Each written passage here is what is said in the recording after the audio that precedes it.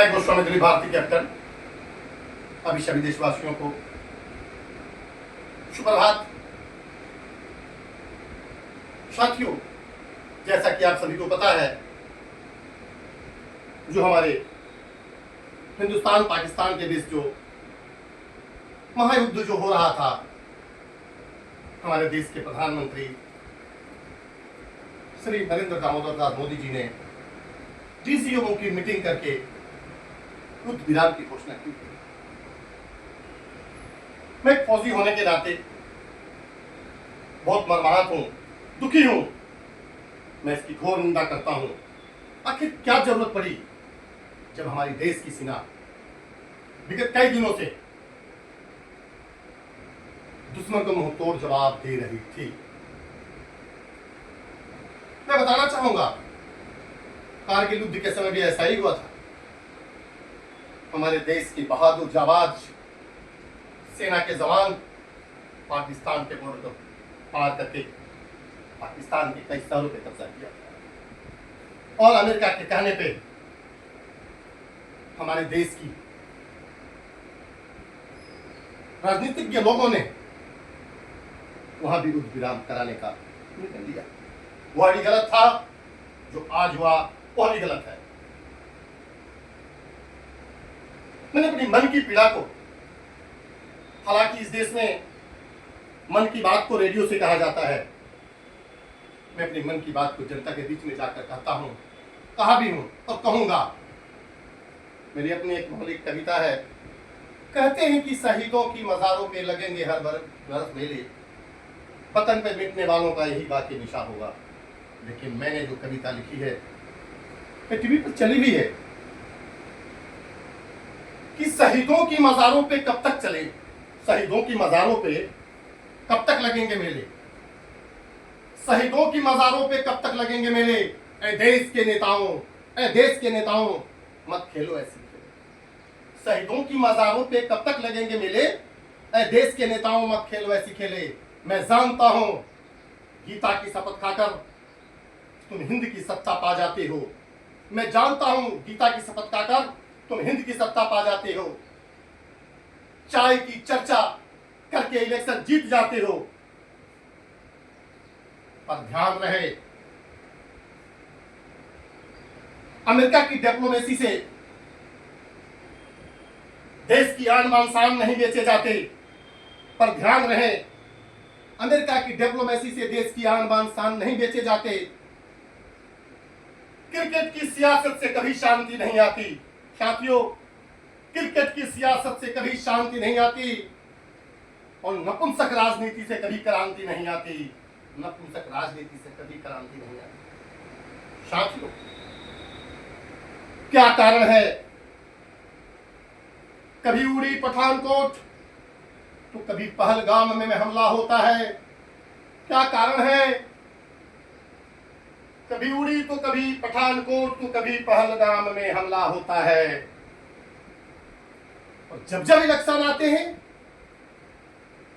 तो पुलवामा में घटना होता है। पुलवामा में घटना होता है। हे रणचंडी दुर्गा माता, हे रणचंडी दुर्गा माता, एक पुनः विवेकानंद तैयार करो। हे रणचंडी दुर्गा माता, एक पुनः विवेकानंद तैयार करो। ले तो सोल, इन दुश्मन दुष्टों पर वार करो। इन दुश्मन दुष्टों पर वार करो। साथियों, मैं तो क्या, पूरी देश की जनता दुखी है। कहा जाता था कि जनता के साथ हूं, जनता के इच्छाओं के साथ दुश्मन को मुंहतोड़ जवाब दिया जाएगा। दिया भी क्या। मैं खुद कारगिल युद्ध में शामिल था, उसका गवाह रहा हूं। देश की सेना को किसी की परमिशन की जरूरत नहीं पड़ती। जो जवान सरहद पे तैनात रहता है, पूरा अधिकार होता है उसे देश की रक्षा करने का। हमने देश की सीमाओं पे नाका दिया है, ओपी दिया है, पेट्रोलिंग दिया है। इंतजार देश के जवान नहीं करते। ये जो कहा गया कि हम सेना को खुली छोड़ दिए हैं, सेना को कब किसी ने बांध के रखा है? सेना किसी की बकौती नहीं है। सेना के जवान 9 महीने के ट्रेनिंग के उपरांत उस गीता की शपथ लेते हैं, उस वक्त आंखों से अश्रु की धारा निकलती है। देश के राजनेता भी सेंट्रल हॉल में गीता की शपथ लेके मुस्कुराते हैं, गीता की शपथ लेके मुस्कुराते हैं। और एक देश का जवान जब शपथ लेता तो आंखों से अश्रु गिरता है। और क्या शपथ लेता है कि मैं गीता की शपथ लेता हूं कि मैं अपने देश के लिए तन मन धन जहां कहीं भी भेजा जाऊंगा, जल थल नभ आगे के रास्ते कहीं भी खुशी खुशी जाऊंगा, चाहे मुझे इसके लिए अपनी जान की प्राणों की बलिदानी क्यों न देना। और शपथ लेने के उपरांत पर जवान अपने देश के लिए बलिदानी देता है, कुर्बानी देता है। मैं पूछना चाहता हूं देश के नेताओं से, गीता की शपथ लेते हो क्यों? देश को लूटने के लिए, घोटाला करने के लिए? यह गलत है। गीता का शपथ जवान भी लेता है और गीता का शपथ हमारे देश के राजनेता भी लेते हैं, मुस्कुराते हैं, वाह देश की सत्ता पाकर के हम मलाई खाएंगे, खाते भी हैं। क्या हो रहा है आजकल? मैं बिहार से बिलोंग करता हूं। बिहार में सदा से राजनीति होती है। 78 साल का देश। हमारे बिहार में न तो कल, न कारखाना, न फैक्ट्री, न रोजी, न रोजगार, न पढ़ाई, न दवाई, न लिखाई। क्यों? देश के प्रधानमंत्री श्री मोदी जी जाकर छपरा के रैली में कहते हैं कि बिहार एक बीमारू राज्य है। मैं पूछना चाहता हूं, क्या बिहार एक बीमारू राज्य है तो आईसीयू से निकलने के लिए कितना साल और चाहिए श्रीमान? 11 साल से आप प्रधानमंत्री। क्या एक भी बैठक हमने बिहार के लिए किया? उत्तर है नहीं। मुजफ्फरपुर के रैली में जाकर कहते हैं 80,000 करोड़ दे दूं, 90 करोड़ दे दूं, लो आपको 1,80,000 करोड़ दे दिया। क्या आपने दे दिया? बिहार को सदा से मूर्ख बनाकर बेवकूफ बना के रखा गया, आज भी रखा जाता रहा है। लेकिन अब ऐसा चलने वाला नहीं। हमारा बिहार जो पूरी दुनिया के अंदर में विश्व को ज्ञान देता रहा, जिसका नाम नालंदा है, सदा से विश्वगुरु रहा, जहां के सम्राट अशोक, चाणक्य, गुरु गोविंद सिंह जी, भगवान बुद्ध, भगवान महावीर, सीता माता, भगवान की अवतार की धरती वह बिहार है। वहां के लोग दयालु हैं, मार्मिक हैं, बेवकूफ नहीं। जो नेता हमारे बिहार के लोगों को बेवकूफ समझने की भूल करते हैं, क्यों उनकी भूल है। बिहार का एक बच्चा भी जब पढ़ता है तो आईएएस और आईपीएस बनने की चाह रखता है और बनता है।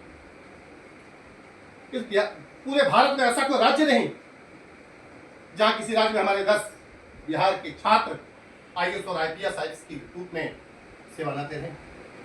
नहीं कहना चाहूंगा कि बिहार को बेवकूफ बना करके जो इस देश के गद्दी पर बैठ के हैं, उनसे एक ही बात कहना चाहूंगा कि हमारे देश के राजनेता हमारे बिहार को जनता को बेवकूफ बनाना छोड़ दें।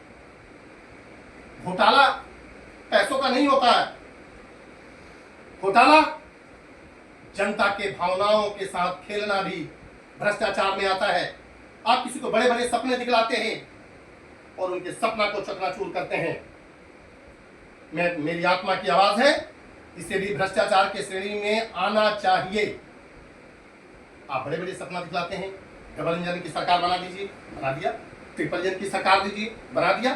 मैं जहां निवास करता हूं ट्रिपल इंजन की सरकार है, जाके देखिए, सड़कों पर घूमिए, गंदगी से भरा पड़ा है।